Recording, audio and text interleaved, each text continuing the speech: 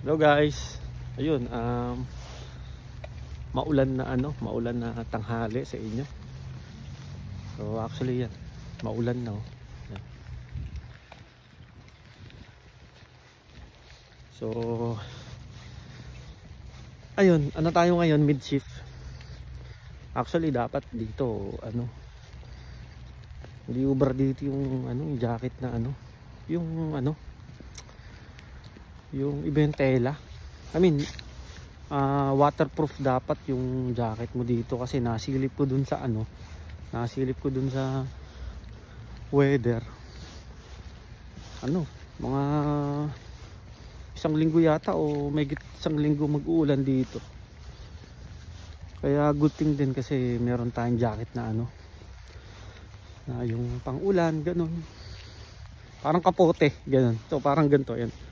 Yung tela. So laking bagay din yun. Tapos yun, medyo lumalamig-lamig na guys dito. Yun nga, sabi nga nung mga kasama ko,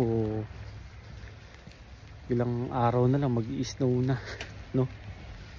Actually kagabi meron kaming nakitang yung maliliit na snow. Ay, tuwa ako kasi first time ko makakita ng snow eh. Kaso nga lang, sabi na nako sa lang yan. Sarap ba kasi habang nag-i-snow daw talagang doon mo mararamdaman yung lungkot, ganun. Kasi nasa bahay ka lang, hindi ka pwedeng lumabas kasi sobrang lamig, ganun. Kaya isa din yun sa mga advices sa akin ng mga advice ng mga kilala natin dito na umaga dati tayo sa part na lalo pag nag-snow na, yun ako. Talagang doon ka talaga ataki ng homesick. Pero syempre, kaya sabi nyo, araw-araw tayo nalaman. Araw-araw lang tayo magtitiwala sa Diyos kasi hindi naman tayo pababayaan, di ba? So yun, actually yun, hintay lang tayo ng bus. Pakita ko sa inyo guys yung lugar sobrang nakakalungkot yung sumasabay pa sa lungkot yung yung panahon, yung weather. Tignan nyo guys Ayan guys, tignan nyo, no? Grabe. Buti nga hindi hindi ganun kalakas yung yung ulan. Yung ganyang panahon, yun talaga yung talagang nakakalungkot talaga. Alam nyo baka talaga atake ng ng lungkot. Ayan. So guys, ayun, ito malapit pa rin yung bus. Kaya na rin tayo, papasok na rin. Actually medyo nakakaano na rin tayo sa trabaho. So medyo nakakapakapa na natin yung pasikot-sikot, gano'n. Though may mga istasyon na may mga istasyon na hindi pa natin kabisado talaga, pero konti-unti ayun, nakakabisado rin natin yung mga istasyon na ayun yung bus guys. So ayun tayo. 51 better to Keith Wilson. Morning. Thank you.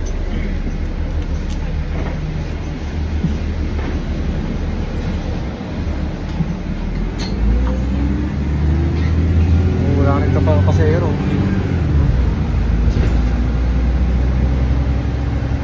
Tyson and Keith Wilson. Walang pasero. Naman dito, kadalasan naman yung mga nagbabas lang dito, gustong yung mga estudyante, gano'n, yung mga kabataan na hindi pa nakakakuha ng lisensya nila talaga. Actually guys, may mga katrabaho ako alam nyo kung ilang taon, merong 15, merong 14, no? Para mga dito kasi na-allow na sila ng gobyerno na rin na magtrabaho sa ganung kamurang edad, no? Kasi nga daw syempre, actually pinag ko yung isa kong katrabaho which is lokal siya. sabi niya yun daw nag-iipon sila pambili ng sasakyan, pambili ng mga gamit nila gano'n, kasi hindi na raw pala yung no-provide ng mga parents nila. Kumbaga sa murang edad nilang gano'n, tinuturuan na silang pumayod. Alam yun, nakakaano lang dito. Eh, sa Pilipinas mga ganyan edad talagang, di ba, lalo sa Saudi nag-aaral pa lang yung mga, di ba? Yun guys, yun lang guys. Paano na rin tayo, siguro 15 minutes nasa trabaho na rin tayo. So guys, ayun, ingat kayo palagi at syempre huwag kayong makakalimut pagdasal, napakalimutan. So yun guys, salamat, God bless.